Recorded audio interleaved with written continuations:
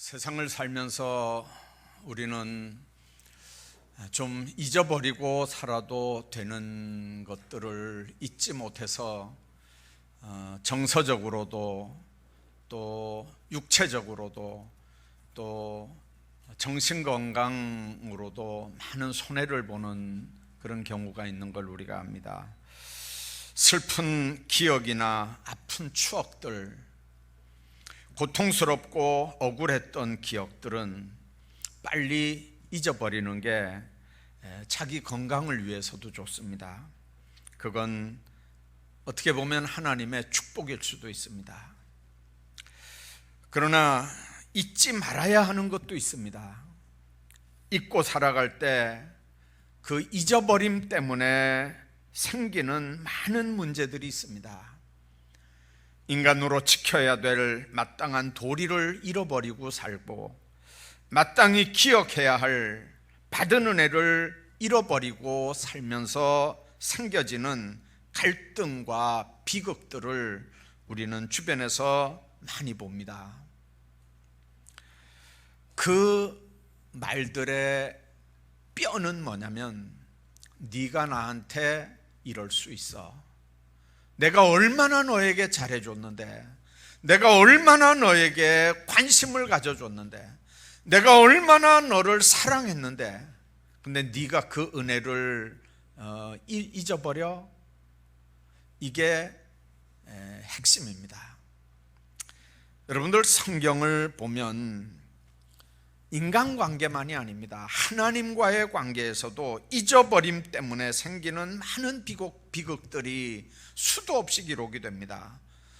여러분들, 인간 시작하는 이 에덴 동산 창세기 1장 2장에 나오는 말씀들을 보면 인류 조상 아담 하와가 하나님을 잊어버립니다. 하나님의 명령을 잊어버립니다. 하나님을 잊어버리고 하나님의 말씀을, 명령을 잊어버리면 결국은 하나님의 동산에서 쫓겨나는 방법 외에는 다른 방법이 없습니다. 그 후예들이 시날산에 전능하신 하나님을 잊어버렸습니다. 하나님의 피조물일 뿐인 사실을 잊어버리고 그들의 지혜로 창조주 하나님의 영역에 도전을 합니다. 그렇게 해서 만든 게 우리가 아는 것처럼 바벨탑입니다.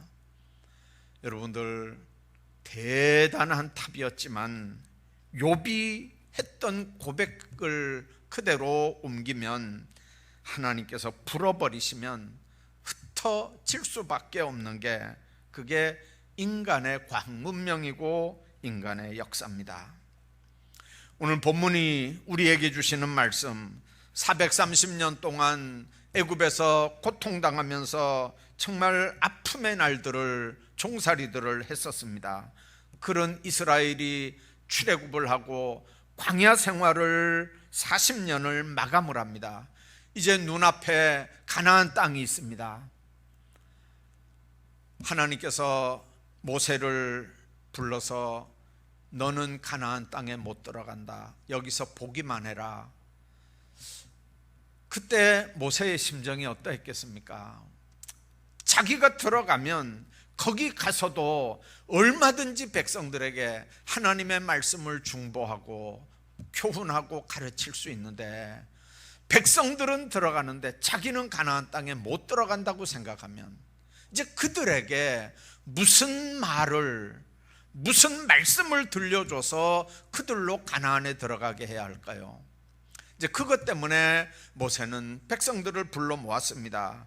그리고 모세의 고별 설교가 오늘 기록이 됩니다. 그 중에 가장 핵심적인 내용의 말씀이 오늘 본문입니다. 백성들을 모아놓고 이 나라와 민족이 하나님 앞에 존재할 수 있고 번성할 수 있는 비결이 뭔지에 대해서, 번성하고 잘 될 수 있는 비결이 뭔지에 대해서 분명하게 얘기합니다.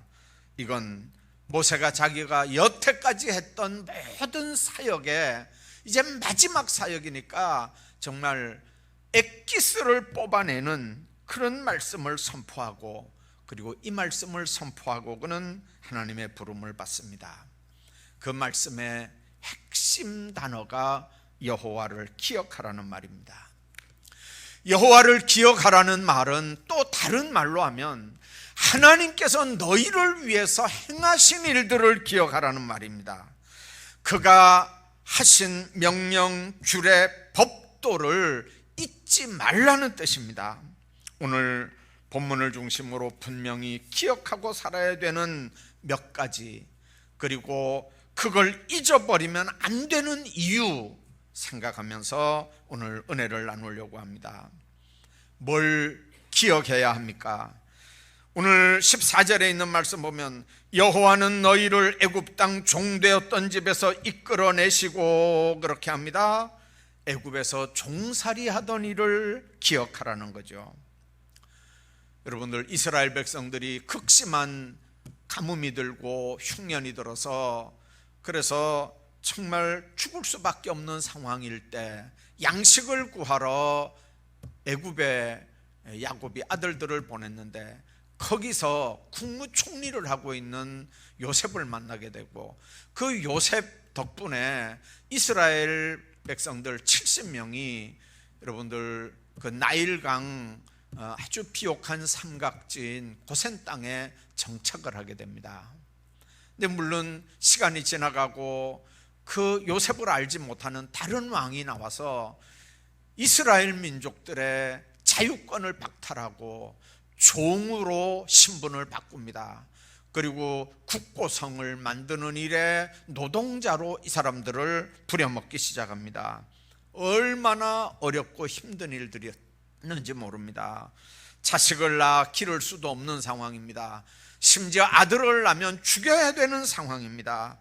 여러분들, 그 비극과 절망의 끝자락에서 그들은 너무 힘들고 너무 슬프고 너무 어려운 상황에서도 하나님께 부르짖는 삶들을 살았고, 그 부르짖음을 들으시고 하나님은 모세를 준비하셨습니다. 하나님께서 모세를 앞장세워 출애굽을 시키셨고, 이제 광야 40년 생활이 다 끝나갑니다. 이제 눈앞에 가나안이 보이는 겁니다. 이제는 가나안에 대한 비전만 있으면 되는 이 시점에 느닷없이 모세에게 하나님은 그렇게 명령합니다. 애굽 땅 종되었던 걸 기억하라는 거죠. 그 말은 너희들의 정체가 뭐냐는 거예요. 너희들의 정체가 뭐냐는 거예요. 여러분들, 이스라엘에서 430년 종살이 하던 그 종되었던 너희 삶, 그거 기억하라는 거죠. 인간적으로는 얼마든지 이제 잊어버릴 만 하면 정말 잊어버릴 수도 있는 그런 상황인데 왜 그걸 기억하라는 걸까요? 애굽이 너희의 원수니까, 애굽이 너희를 괴롭혔으니까 이제 그걸 기억하고 힘을 내서 애굽을 대적을 하고 그들과 아주 원수지간으로 살아라, 그런 말이 아닙니다. 너희가 어떤 처지에 있었는지, 너희 근본이 어떤 사람들이었는지, 너희 존재가, 너희 원래가 어떤 사람들이었는지 그걸 기억하라는 거죠. 우리 민족에게도 영적인 애굽이 있었습니다. 일본 제국주의가 아시아 정복이라고 하는 야망을 가지고 칼을 갈고 있을 때 우리 민족들은 당쟁을 일삼았고 우상 숭배하면서 우상 앞에 술잔을 기울이고 있었습니다. 일본이 무력으로 국권과 강토를 뺏고 우리 고유 문화를 다 짓밟으면서 민족의 혼 자체를 말살하기 위한 안간 힘을 쏟았습니다. 한국말 대신에 일본말을 사용하게 했고 성과 이름을 다 일본식으로 바꿨습니다. 우리 젊은이들을 자기들이 일으킨 전쟁에 동원을 해서 동남아와 중국에서 비참하게 총알바지가 되게 했고 위안부가 되게 했습니다. 교회의 가한 압박은 더 심했습니다. 교회의 종탑들을 다 철거해서 전쟁 물자로 가져갔습니다. 하나님의 성경 모세오경과 요한계시록을 다 뜯어내서 사용을 하게 했습니다. 나머지 구약 성경은 부교재 정도로 사용하게 했습니다. 예배 시간에는 사복음만 읽게 했습니다. 예배 전에 예배당에 일장기에 배례를 하게 했고, 그리고 1943년 9월부터는 주일 밤 예배와 수요 예배를 모이지 못하게 했습니다. 신사 참배를 강요했고 교회 지도자들을 모조리 잡아다가 45년 8월 18일에 모두 죽이려고 사형 계획을 세워놓고 있었습니다. 민족의 혼을 빼앗겨버렸던 어두웠던 38년의 시대가 우리 민족에게도 있었습니다. 우리가 그것을 기억해야 합니다. 모세는 신명기 32장 7절에 그의 임종의 때가 다가오고 있던 때에 애굽을 경험하지 못한 젊은이들에게 그렇게 얘기합니다. 옛날을 기억하라, 역대의 연대를 기억하라, 그렇게 권고합니다. 왜 그게 그렇게 중요합니까? 이스라엘 백성들이 애굽을 잊어버렸을 때 그들은 애굽에서 이끌어낸 하나님의 일을 잊어버립니다. 하나님의 역사하심을 잊어버리면 하나님 앞에 감사할 거리를 잊어버리게 됩니다. 하나님이 함께하고 지켜주셨고 여기까지 인도하셨고 이기게 하셨던 하나님 앞에 감격을 잊어버리고 살게 합니다. 이스라엘이 나중에 가나안에 가서 안정되고 풍요 속에 살아갈 때 애굽에 종살이 했던 때를 기억하라고 지금 말씀하는 겁니다. 여러분들, 우리 신앙인들에게도 영적인 애굽의 단계가 있었습니다. 베드로전서 2장 10절에 보면 우리가 전엔 하나님의 백성이 아니었고 하나님의 긍휼을 얻지 못하던 자였다고 말씀합니다. 에베소 1장에 보면 영적으로 우리는 죽었던 자들이고 사망의 덫에 걸려 있었던 자들이었습니다. 진노의 자식들이고 멸망의 자식들이었습니다. 그런데 예수 그리스도의 십자가 사건으로 죄와 사망의 세계에서 우리는 구원받은 하나님의 자녀가 됐습니다. 이것보다 더 큰 영적 출애굽의 은혜가 어디 있겠습니까? 우리가 어떤 자리에 있었던가를 정확하게 아는 사람만이 하나님의 은혜에 감사할 수 있고 하나님을 잘 섬길 수 있습니다.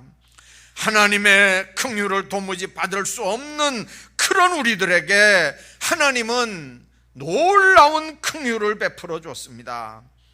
예수를 영접했다는 사실 하나만으로 우리 모든 죄를 다 용서했고 무조건 하나님의 자녀, 천국 백성을 삼으셨습니다. 이게 하나님의 은혜입니다.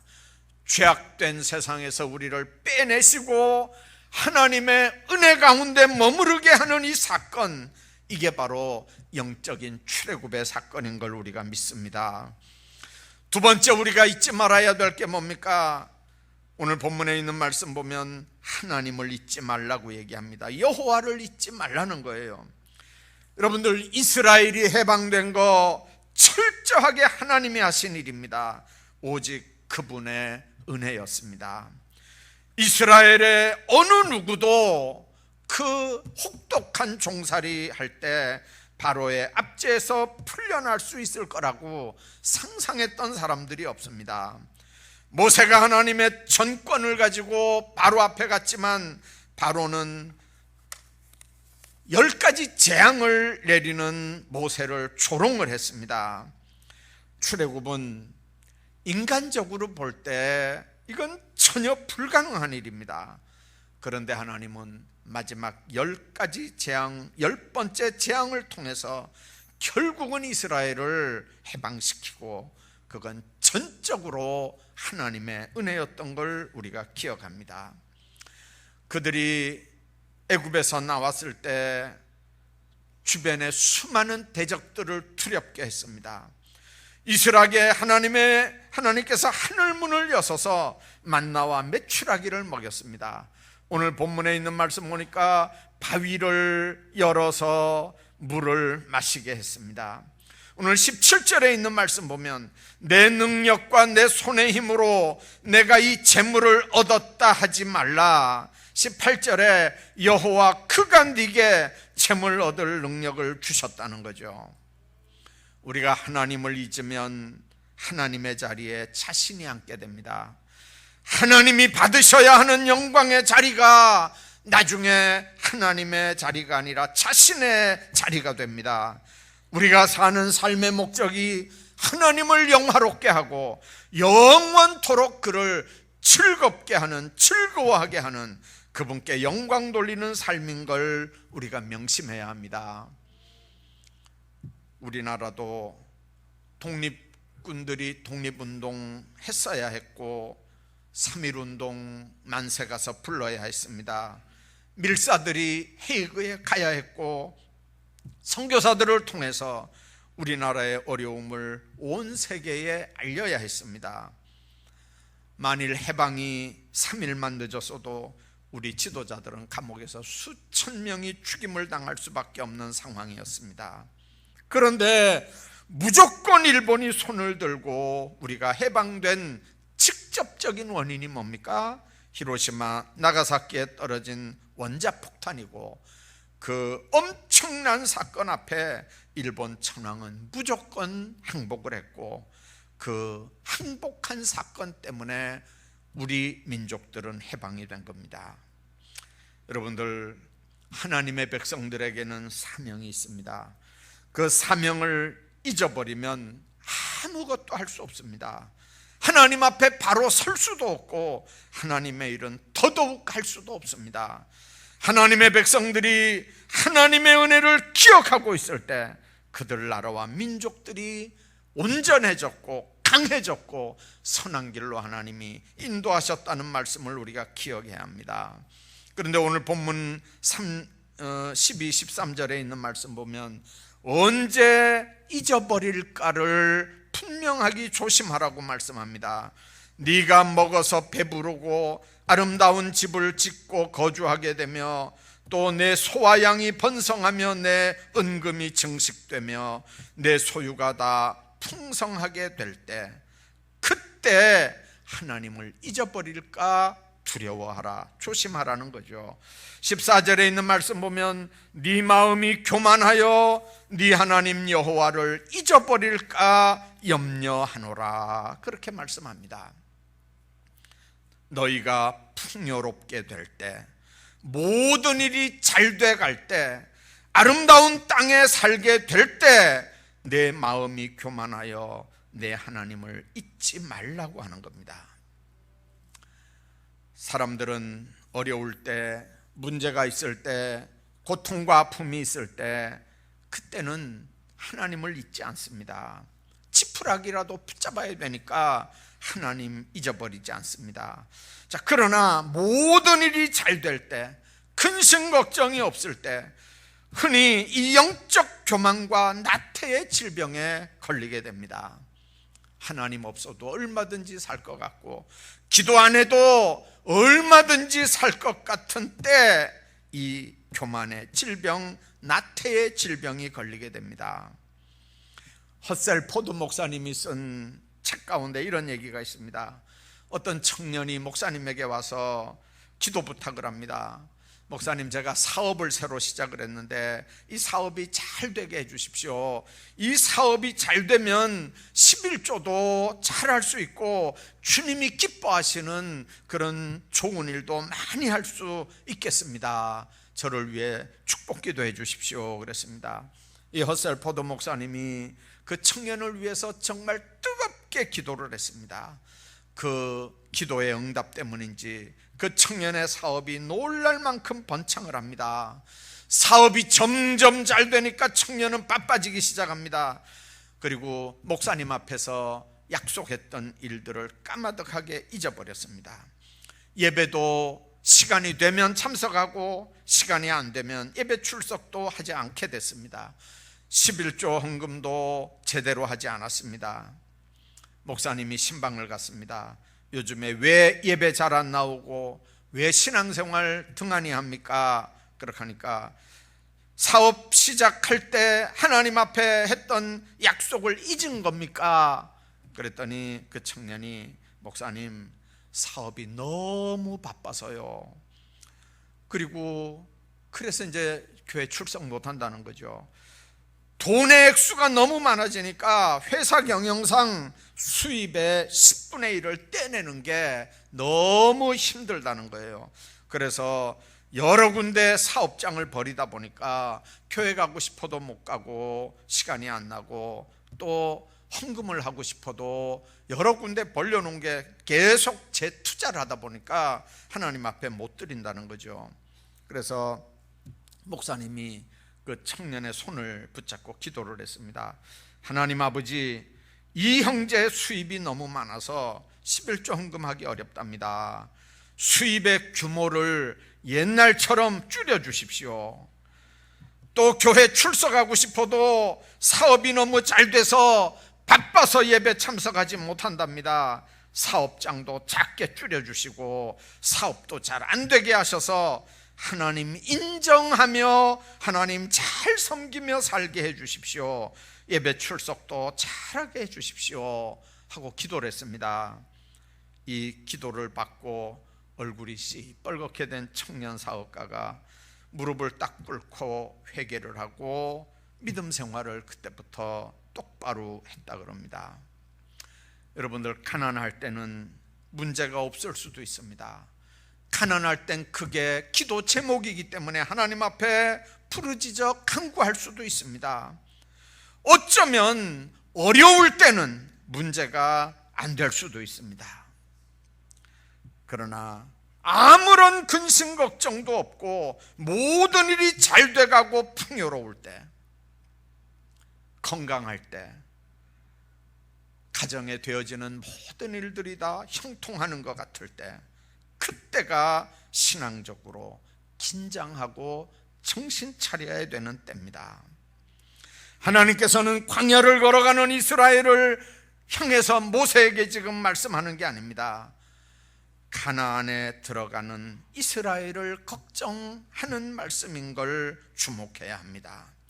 모든 것이 풍족해질 때 교만해져서 하나님의 은혜를 잊지 않도록 지금 권고하는 겁니다. 네가 먹어서 배부르고 아름다운 집을 짓고 거하게 되며 또 내 우양이 번성하며 내 은금이 증식되며 소유가 다 풍부하게 될 때, 그때 삼가 조심하라는 거죠. 행동하는 양심으로 알려졌던 러시아의 문호 솔제니친이 1983년에 템플턴상을 수상을 합니다. 그 수상식에서 소감을 묻는 기자들에게 이런 연설 같은 소감을 발표합니다. 반세기가 훨씬 넘는 오래전에, 그러니까 내가 아직 어렸을 때, 나는 몇 분의 어른들이 러시아에 닥친 큰 재난에 대해서 다음과 같이 설명하는 걸 들은 기억이 납니다. 사람들이 하나님을 잊어버린 게야. 그래서 이런 일들이 일어나는 거야. 여러분들, 어렸을 때 어른들이 하는 얘기를 이 솔제니친이 들었다는 거예요. 사람들이 하나님을 잃은 거야, 잊어버린 거야. 그래서 이런 일들이 일어나고 있잖아. 그 소리를 듣고 솔제니친은 50년 동안 러시아 혁명사를 연구했다는 거예요. 그는 그걸 연구하기 위해서 수백 권의 책을 읽었고 수백 명의 개인적인 증언들을 다 수집을 했대요. 그리고 8권의 책을 써냈고, 그리고 그 8권을 한마디로 얘기하라면 6천만 명의 백성들을 집어삼킨 이 파괴적인 러시아 볼셰비키 혁명의 주요 원인, 이걸 한마디로 얘기하라면 나는 이 말을 반복할 수밖에 없습니다. 더 정확한 표현은 내가 찾아낼 수가 없습니다. 그 내용은 사람들이 하나님을 잊은 게야. 그래서 이런 일들이 일어나고 있잖아. 러시아는 한때 정치, 경제, 문화, 종교, 예술에 있어서 단연 앞서가던 민족이었습니다. 그러나 하나님을 잊어버렸을 때 러시아는 파괴적인 볼셰비키 혁명으로 공산주의 국가가 됐고 나라는 망했습니다. 인류 역사상 가장 많은 고난 속에서 살아온 유대인들은 예루살렘에 유대인 대학살 기념관을 지어놓고 그 이름을 야드바쌈이라고 붙였습니다. 여러분들, 이 야드바쌈이라고 하는 말은 기억하라는 말입니다. 1939년부터 45년까지 독일에서 600만 유대인 학살 사건을 기념하는 기념관입니다. 기념관 입구에는 용서하라, 그러나 잊지 말라, 그런 문구가 적혀 있습니다. 시간이 지나가면 혹시 자기 선조들의 고난을 잊지 못하는 유대인들이 있을까봐 당시에 처한 처참한 상황을 아주 생생하게 이렇게 묘사를 하고 전시를 해놓고 있습니다. 그걸로 모자라서 그들은 워싱턴 DC 백악관 건너편에도 유대인 대학살 기념관을 짓고 그곳에 갈 때마다 후손들이 그 아픔과 고통의 순간들을 기억하게 하기 위해서 유대인 학살 기념관을 세우는 일에 돈을 아끼지 않습니다. 지금은 아무리 자유롭고 경제적으로 넉넉하게 살아도 그 어려움을 잊고 살면 우리와 우리 후손들은 또 망한다는 생각 때문에 그렇게 하는 겁니다. 일본 사람들이 우리 한국 사람들을 평가하는 아주 기분 나쁜 표현 하나가 있습니다. 조선증들은 냄비 근성이 있다는 거죠. 이 냄비 근성이 뭡니까? 금방 열이 가해지면 아주 팔팔 끓다가 금방 불이 죽으면 금방 싸늘하게 식어버리는 게 냄비입니다. 한국인들은 쉽게 흥분하지만 시간이 지나가면 쉽게 잊어버리는 근성을 가진 민족이기 때문에 이 조선증들은 무서워할 이유가 없다는 게 일본 사람들이거든요. 여러분들, 역사를 잊어버리면 아픔의 역사는 반복이 됩니다. 역사가 아놀드 토인비 박사가 그런 얘기를 했습니다. 로마 제국의 쇠망의 원인을 지방으로부터 침입했던 게르만 야만 민족들의 강성함에서 찾지 않고 로마 귀족의 정신적인 부패가 원인이라고 찾았습니다. 로마는 통치계급자들이 향락을 일삼고 지배받는 백성들을 압제합니다. 내적으로 외적으로 프롤레타리아들이 붕괴를 촉진했다는 얘기입니다. 100번 맞는 얘기입니다. 요즘에 뉴스를 봅니다. 지금 8월 15일 날 우리 김천에서도 몇 대 관광버스가 광화문에 간다고 연락이 왔습니다. 우리 교회도 암암리에 몇 사람 이렇게 가는 사람들이 있는 걸 제가 압니다. 공개적으로 광고를 해서 이렇게 사람을 모집해서 우리 교회가 가지는 못합니다. 그러나 분명한 건 예수 믿는 사람들이 지금 아까 우리 박 장로님 기도했던 것처럼 이 차별금지법 하나, 이거 하나만 통과돼도 교회는 엄청난 문제가 생깁니다. 이거는 영혼함이 관계가 없습니다. 여야가 관계가 없습니다. 지금 예수 믿는 기독교 의원들, 민주당에 있는 국회의원도 몇 명, 그리고 호남 지역에 있는 많은 목사님들, 교인들이 이 차별금지법 때문에 지금 광화문에 갑니다. 여러분들, 왜 그렇습니까? 만일 이 나라와 이 민족이 어떻게 된다면 교회는 우선순위로 망가지는 거고, 그리고 하나님의 교회가 망가지면 나라가 망하는 건 이건 순식간에 풀 보듯 너무 뻔한 거기 때문에 그렇습니다. 잘 먹고 잘 살지요. 이 기름 한 방울 안 나는 나라가 전 세계의 경제 대국이 되고 여러분들 경제 11위 무역 대국이 됐으니까 얼마나 잘 삽니까? 그러나 여러분들 한번 생각해야 됩니다. 하나님 없어도 그렇게 잘 살았을까요? 도우시는 하나님의 은혜가 없어도 그렇게 잘 살았을까요? 하나님을 대적하고 하나님의 교회를 짓밟아 누르면서도 이 나라의 민족이 이렇게 잘 살았을까요? 풍요롭게 될 때, 개인이든 가정이든 국가든 마찬가지입니다. 모든 일들이 잘 돼갈 때, 그리고 아름다운 땅에서 살게 될 때, 네 마음이 교만하여 내 하나님의 은혜, 하나님의 행하신 일을 잊지 말아야 합니다. 교만해서 내가 이루었다고, 우리가 이렇게 잘 살게 됐다고 해서 되는 일이 아니고 절대 주권자 앞에 겸허한 섬김의 삶을 살아야 합니다. 개인이든 국가든 받은 은혜는 잊지 않는 게 중요합니다. 주어진 복은 지키는 게 중요합니다. 하나님의 축복들이 여러분들 가정과 교회 그리고 이 나라의 민족 가운데 함께 하시기를 주의 이름으로 축원합니다.